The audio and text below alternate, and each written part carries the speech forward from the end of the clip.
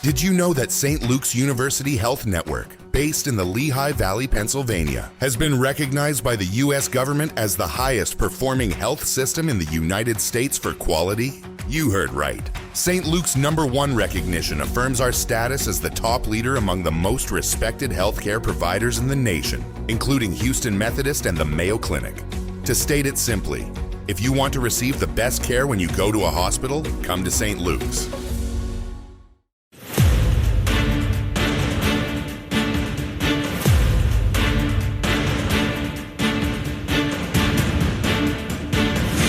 Now, from New York City to the world, it's Dominic Carter.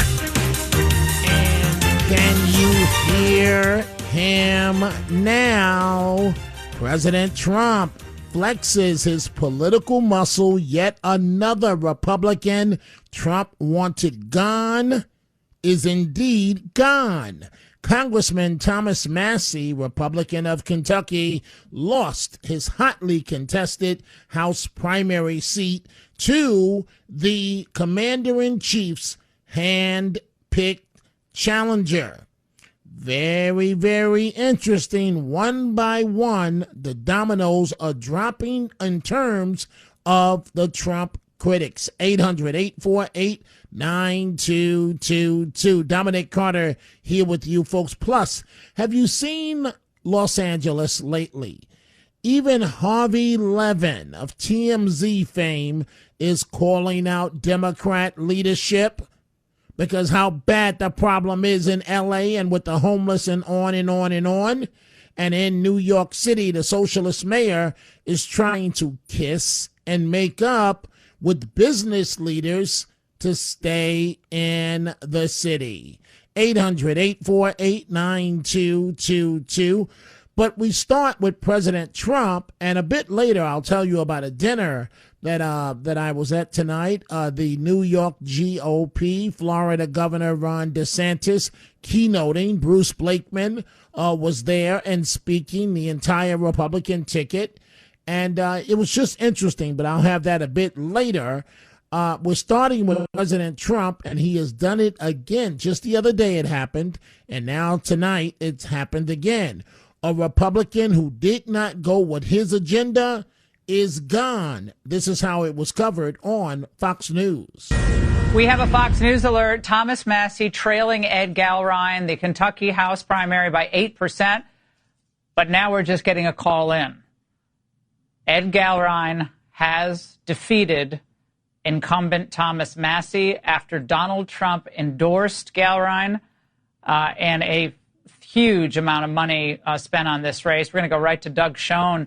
Doug, I think we all knew this was coming. When Donald Trump gets involved in one of these races, how rare is it for a Trump foe to win? It's very rare. And, Laura, this sends a message to the entire Republican Party and indeed the entire country, as I was saying before, that the power of the Trump brand to motivate voters, in this instance, 12-year incumbent beaten by a newcomer because of the Trump endorsement. And I think my party would make a very big mistake underestimating the power of the Trump brand and the fact that, as you say correctly, he has not lost a primary yet. He wins Louisiana. He wins the Kentucky Senate primary, and now this key House race. So I don't think this can be overestimated, Laura. Yeah, and so it just adds to the fact that I've been saying now for about a month, and with all of the redistricting court decisions going the Republican way, I don't see a scenario where the Republicans will lose control of the House in the midterms in a few months from now. In fact, I think they'll be gaining some seats. So Hakeem Jeffries and Democrats chew on that. You and AOC. 800-848-9222. It's rare that I talk about Los Angeles, California. But Los Angeles, the city of Los Angeles, looking like many urban areas these days that are run by Democrats. And folks, it's a hot mess. It is a hot mess in terms of what's going on, especially when it comes to the homeless. And, you know, it's like a nonstop Ferris wheel. Whatever the hamster, you know, it keeps running and it never stops. All this money America puts into dealing with the homeless, and the problem only seems to get worse. So now we all have heard of TMZ, right? So Harvey Levin of TMZ, I want you to listen to how he's describing his home city of Los Angeles and how bad he says the problem actually is. I'm not only a born and raised Los Angelino, but I'm second generation. My dad was born and raised in LA. And so this is my life. And I have seen this city just fall apart, you know, over the last, 8, 9 years, but especially the last 4 years. That, you know, the homeless problem is out of control in this city. I've been chased by people, a guy with a hammer, walking out of my gym. He chased me with a hammer. I had a mentally ill woman, a homeless woman, take a boulder and trash my car. And I caught her doing it. And I realized there is nothing I can do. What am I going to do? Get her arrested? I mean, what is that going to do? Am I going to sue her? So I literally looked at my car, watched her walk away, and said, I live in Los Angeles. And, you know, the fires have been an absolute outrage in this city. This did have to happen.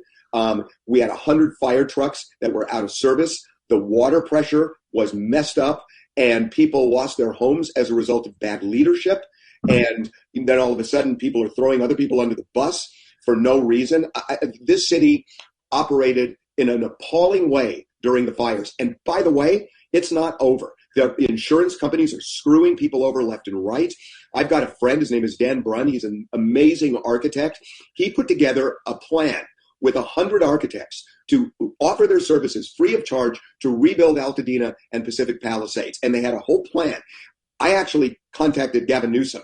And Newsom... I remember when you did that. I remember. And actually put his people in touch with Dan. And they were all in, and they brought it down to the city, which they had to do, and it died a slow death in the city of Los Angeles. So this city is not working. That's the understatement of the year, but it's happening all around the country. Don't believe me, you're about to hear a CNN piece in terms of blue cities all across America. It's just not working. I don't understand, folks, what's so hard to make these things work. And I don't understand, frankly, why you can't get crime and the homeless problems under control. Listen to part of this report from CNN on Democrat-controlled cities that are out of control. New York is really a prime example of a problem Democrats seem unwilling to confront. Blue cities are out of control, promising more, spending more, delivering less, and pushing off the fiscal problems to some future day. Take Los Angeles, another one-party metropolis wrestling with affordability and disorder.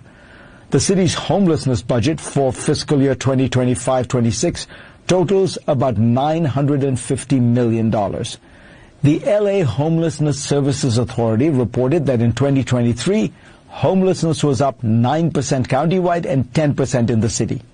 And a 2024 AP account noted that homelessness has surged 70% countywide since 2015 and 80% in the city.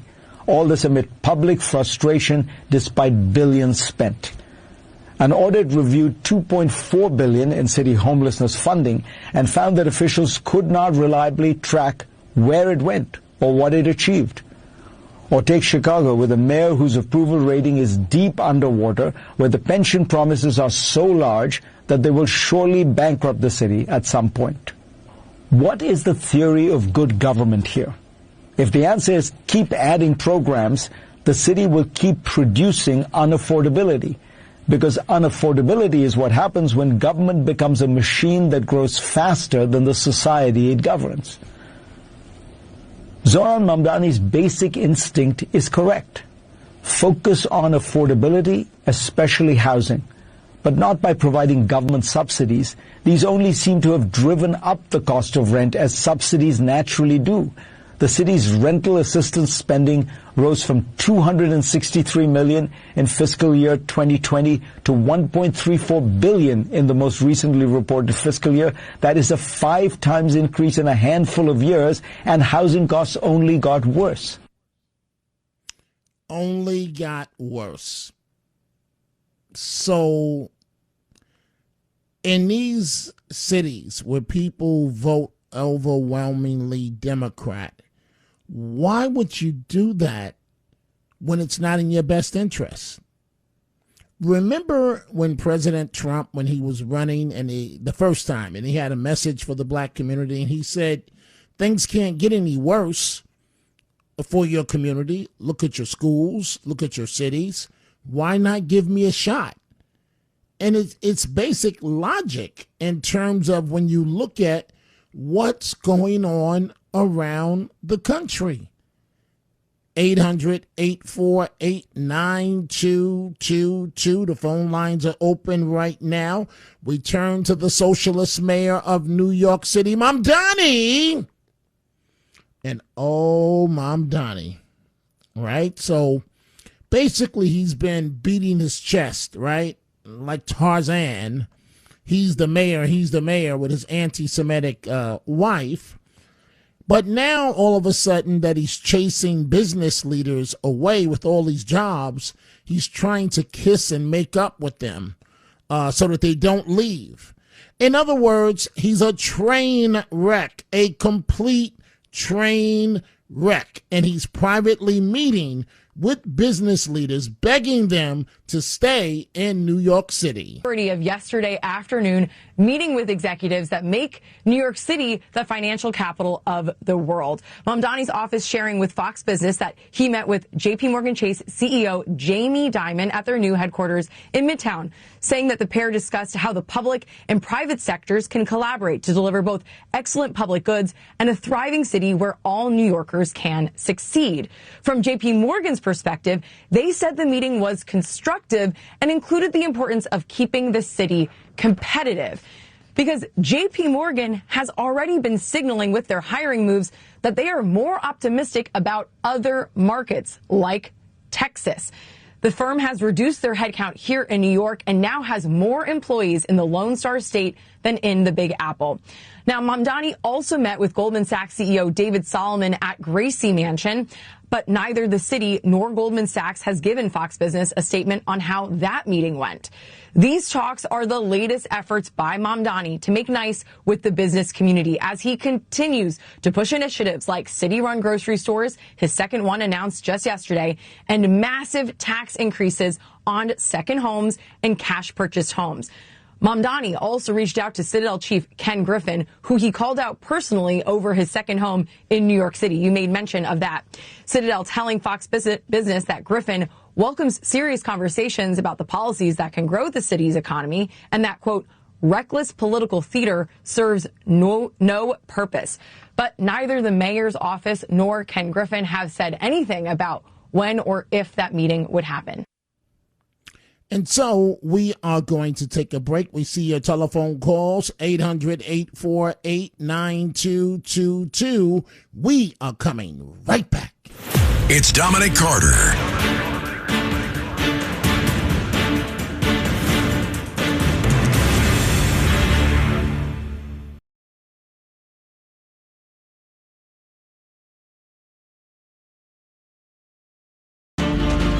Expertise and resources.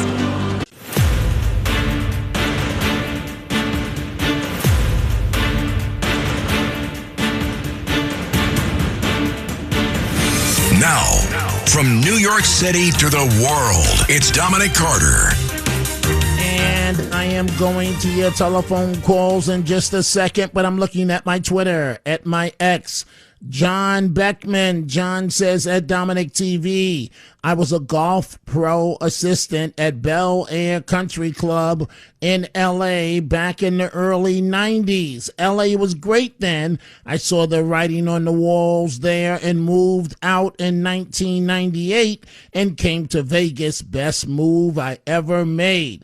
John goes on to say, Dom, I know you hate Gators, but would you like to join in the roundup of pythons in Florida? Thanks. Absolutely not, John. I see you guys laughing in the control room. Absolutely not. But imagine this. The Wakefield section of the Bronx, New York. Just imagine this. It would be my last day in this apartment. This report from News 12, the Bronx. The average New Yorker may be used to seeing rats outside, but what if they were making themselves at home in your kitchen? Once I'm cooking, there's no limit. They come out during the day, evening, night, doesn't matter. Once they smell the food, they're out. So rats that look almost like cats. I don't think so. Let's go to line one. Michael in Brooklyn. Good morning, Michael. What's on your mind? Good morning, Dominic. I'm glad to hear you're optimistic that the Republicans will retain the House and maybe even expand, but I'm very weary with such a thin margin.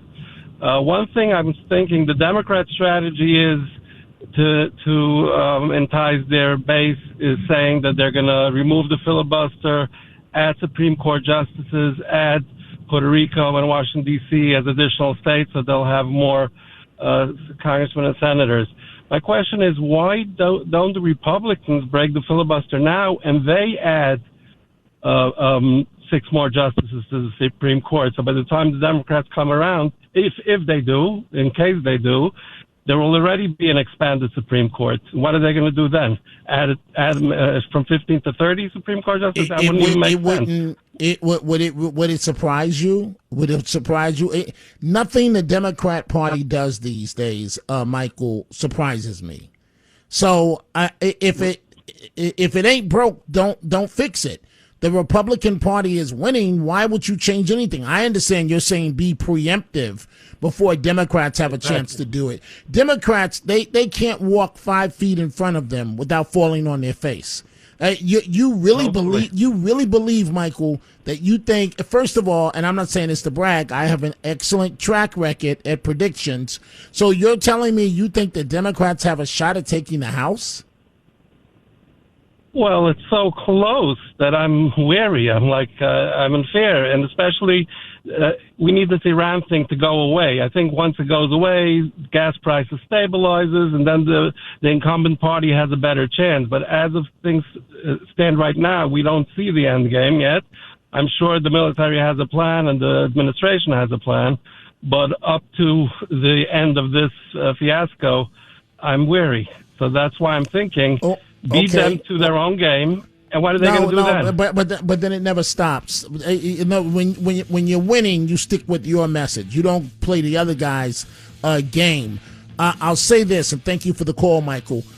President Trump, and I consistently say this, is always playing chess when everyone else is playing checkers. I can't be any clearer than that. We are coming right back.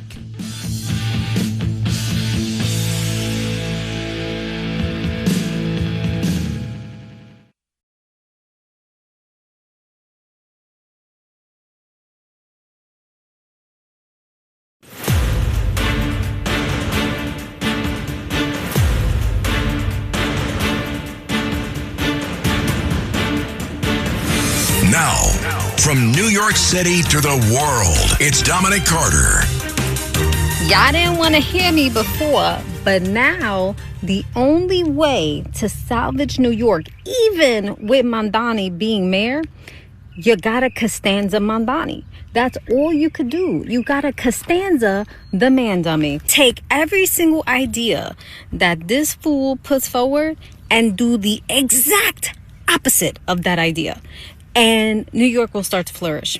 Guarantee. That's So that's Kathy talk on social media. She is pretty good. We see all your telephone calls. I'm going to get to them in just 1 second. Just 1 second. Stand by. So if you happen to be a sports fan, particularly a New York Knicks fan, I didn't see the game because of the dinner with Florida Governor Ron DeSantis and the New York Republicans. But the Knicks came back. They were down, I believe, 14, came back and won game one. And that brings me against Cleveland. That brings me to the WNBA. Now, right, it's controversial with the WNBA for me, even with women's professional basketball. Why? Because I'm a fan of Caitlin Clark. I think Caitlin Clark is the female Michael Jordan of women's basketball. And then you have the villain, Angel Reese, who was traded from Chicago to now Atlanta. And I contend that Angel Reese, the only claim to fame, we're going to get back to Massey's loss in Kentucky, Trump taking him out.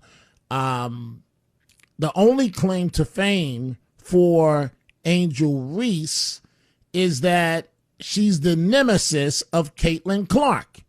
And the truth is, Caitlin Clark can't say anything because Caitlin Clark is white, right? And you have a league that's predominantly black, and they hate on Caitlin Clark. And it's controversial for me because naturally I'm supposed to side with Angel Reese. I don't think so. I don't think the young lady has much talent.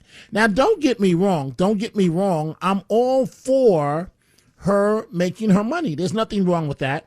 But I'm not the only one that's not a fan of Angel Reese. I want you to listen to this. This is Jason Whitlock declaring that Angel Reese is the most unskilled basketball player we have ever seen. Angel Reese epitomizes everything that's wrong with black culture. Everything is just a troll job of white people. It's not about so-called black excellence. It's, can I annoy white people? Black people love her because she trolled Caitlin Clark. Angel Reese is the most brutal basketball player, the most unskilled alleged star we've ever seen. Angel Reese has made it up in her own mind that she's some star. And why is she able to live in this delusional space that she's some star and that she's just like Asia Wilson? It's because she trolled Caitlin Clark. And that's enough for black people and black culture.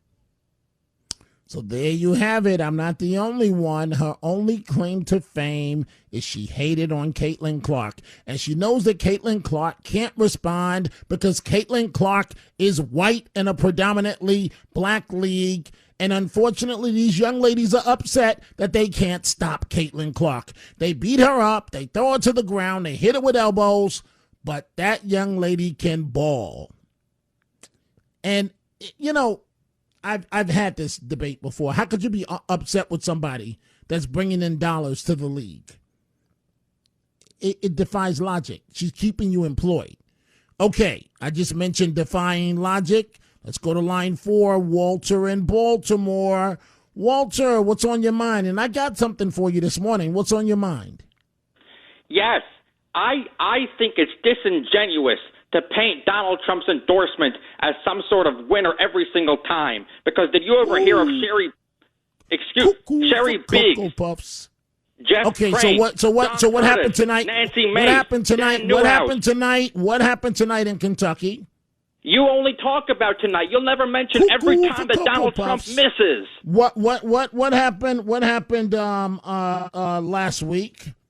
Oh, so we're only going to talk about the times that it works. But when it doesn't work, you're going to ignore it as if it never happens. That's disingenuous. That's defrauding the audience. Oh. I told you I got something for you, right? So now I'm going to bring in live with you. You got all that mouth. Let's see how you do up against Robert in Philadelphia. I'm going to bring you in, and I want you two to talk to each other. Robert has done this before, Walter. You got all that mouth. I want you to make your case to Robert in Philadelphia. Hey, Robert, I don't know if you just heard what Walter had to say. He basically said the Trump endorsement means nothing.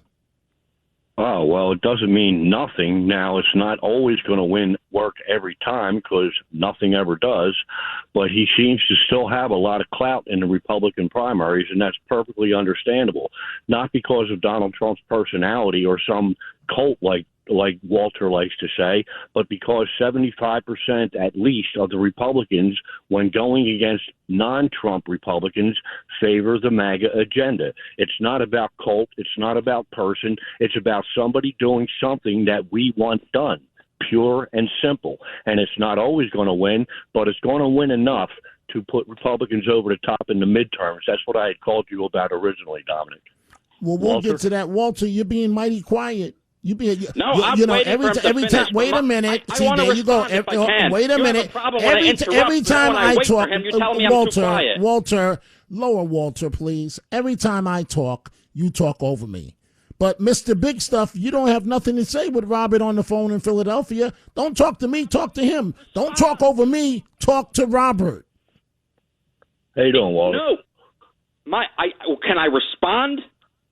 No, I want you to respond to Robert, not to Dominic. Robert, you say that this is not a cult, but these people, like Dominic, they tell their audience that Donald Trump's endorsement works only when it works. But when Donald Trump's endorsement fails, like it did with Nancy Mace and Dan Newhouse and Dan Valadeo, and we could go on and on and on, Dominic does not mention it. That's because he wants the audience to think that Donald Trump's endorsement always works. That's a cult. That is making it all about the person, all about the symbol of the man. No, I think that's just acknowledging how much pull he has in politics. But if you ask me, people that think that men can have babies and men belong in sports and their supporters throw themselves at federal law enforcement vehicles, that's a cult. Okay? Why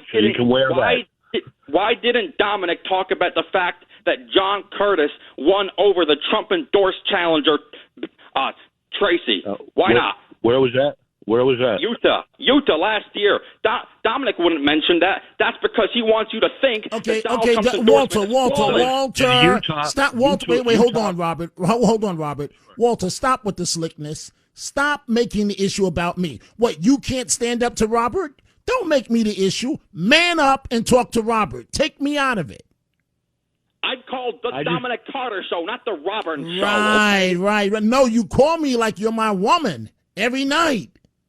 That's a lie. That's what you got because you don't have the goods. So you tell me I call you every night. That's a lie. Okay, so Robert, you see how Robert into the audience, Exhibit A. You see how he refuses to deal with you.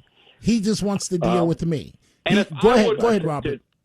I just think that he was prepared to deal with you, and he wasn't prepared for what our conversation might. But that's not necessarily a knock on him. I'm just Robert, telling him that. I'm Dominic Carter. Do my job for me. I can't deal with Walter. Do my job for me. That's what you sound like, Dominic. No, this is just dialogue between callers. It's something that more people should do on radio. Dominic farms me out because he can't stand the heat. He farms me out to you, to Gracie, because he can't deal with me because he's a dimwit. That's why. I think he farms you out to other people because he's getting tired of your one new tune about how Trump is always bad and everything else is just great. Hey, Walter, do you know why I'm doing that? Walter, you know what? Walter. You're not worthy of my attention. That's why. You're a joke, man. Yeah. You know who will gobble that up? Robert will, and Gracie, and all of your little minions who call. And I know the truth. Okay, but wait a minute. But you call every night, Walter? No, I do not. You call every night. You say that because you have no response. You have no response. So if you're not my woman, then why do you call every night? If you're not my woman, I'm not in a relationship with you, why do you call every night? Again, I do not call every night. And you have that response on repeat because you're incapable of critical thought. You don't know how to think for yourself. All you know how to do is parrot propaganda and speak I'm going to say again, Robert, notice he's not engaging you. He wants to keep the heat on me. He thinks the heat is on me. Go ahead, Robert. Well, I'm just going to say, Dom, that I think you were right in that. Dominic, I'm sorry. I think you were right in that the Republicans are going to pick up 2 seats and have 55 in the Senate. And after the races are done in the House, they're going to have 229 or 230 seats. And especially if this works out with Iran and we can turn back to the economy, which is really picking up. And I think that Walter's going to be in for a long midterms. And I'm not happy about that. Because of his loss, I'm happy because it'll be America's win, and that's where I stand. Right. So Walter, did you take your medication yet? Did you take your medication? You get on air and lie to your callers night after night because you don't want them to know the truth. And that is that you can't think for yourself. You're Walter, a mindless sycophant. That's what you are. You're a cheerleader. Walter, how do you know what I do? How do you know what I do? How do you know so well what you think I do? Oh, because I have something you don't have. Sense, a brain. I have a mind. I think for myself. I don't get told my talking points from John Catsimatidis, okay? I saw Mr. Catsimatidis tonight. He was doing well. Oh, he did. He had to come by to tell you what to say. Oh, yeah. And you know what, Walter? So now for your slick tongue, for the rest of the week, you won't be on the air. And if you do this again, you'll be banned permanently. Now, how about that, Mr. Big Stuff? Dominic can't take the heat, can he? Okay. How about that, Mr. Big Stuff? And I want you to choke on this. Dominic is done with you. So now, thank you, Robert. And if you continue with that, Walter, I'm not taking your call for the rest of the week. You continue along that line, you'll be banned like a few other people. Never to be heard from again on this program because your 15 minutes, you idiot, is just about up. I take your call because I ridicule you and laugh at you and expose you by letting you talk so that the audience can hear how stupid you are. That's why I take your telephone call. And stop calling me like you're my woman because you're not. Stop being a groupie, man. God. Hey, Robert, thank you for the great call as always. I wish he would have engaged you, but he doesn't have the cojones. But thank you, Robert. Okay, so let's see here. Let's go to Nick, line 5 in Virginia. Good morning, Nick. What's on your mind? Good morning, Dominic. You know, if I acted like Walter did in front of my mom, she'd say, you know, it's time to give you an enema. But anyway, you know, I agree with you about Caitlin Clark. You know, not only does she have to get fouled by all the jealous girls in the WNBA, but she also gets called demeaning names by the only man in the WNBA, and that's Brittany Griner.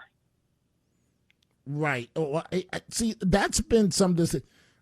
You know, she says she's not. Brittany Griner says she's not a man. I don't know. I don't know. I don't know.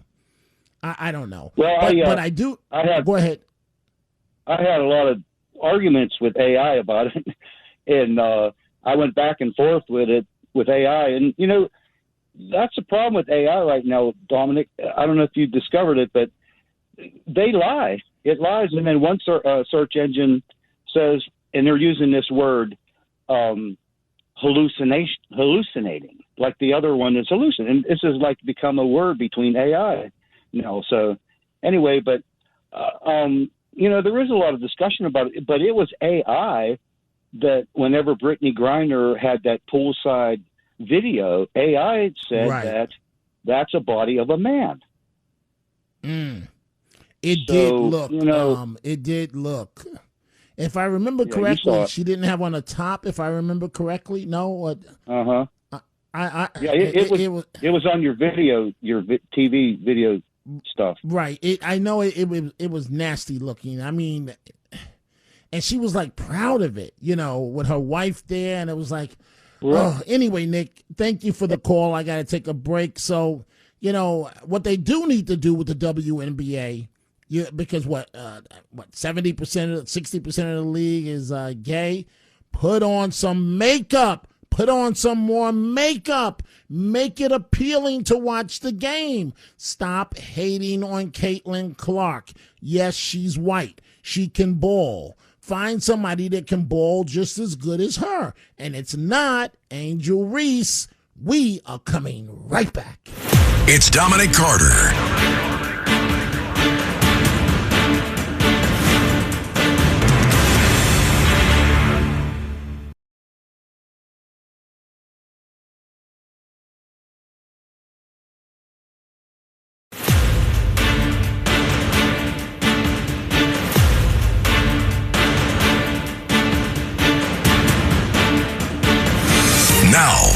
From New York City to the world, it's Dominic Carter.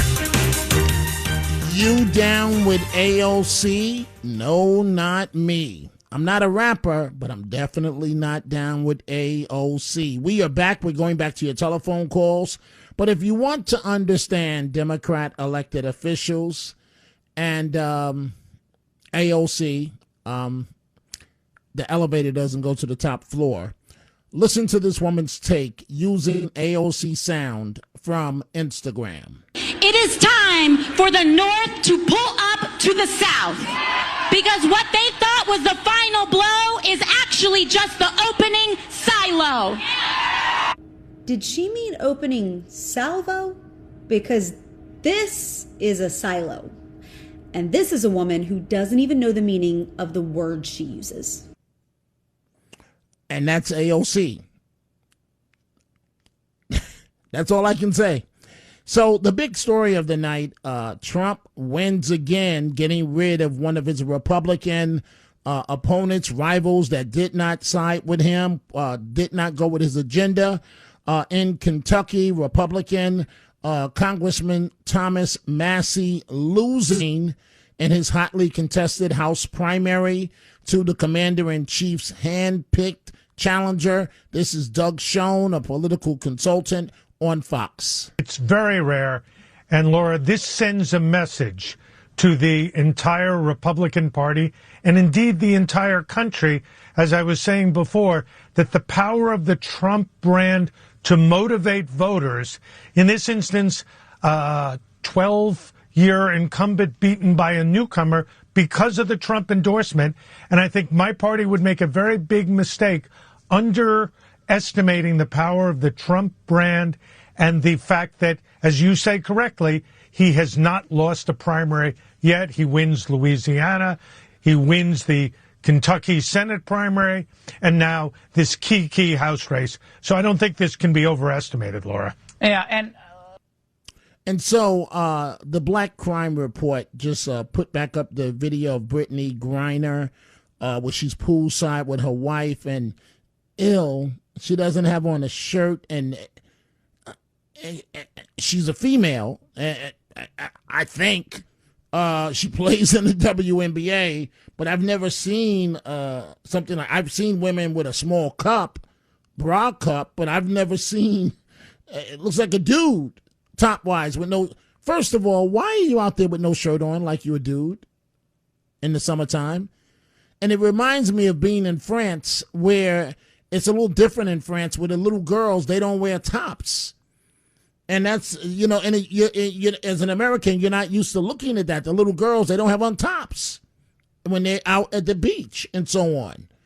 And so, not all, some. And so Brittany Griner shooting at the pool basketball court and with no shirt on, and she looks like a dude. I mean, I'm sorry.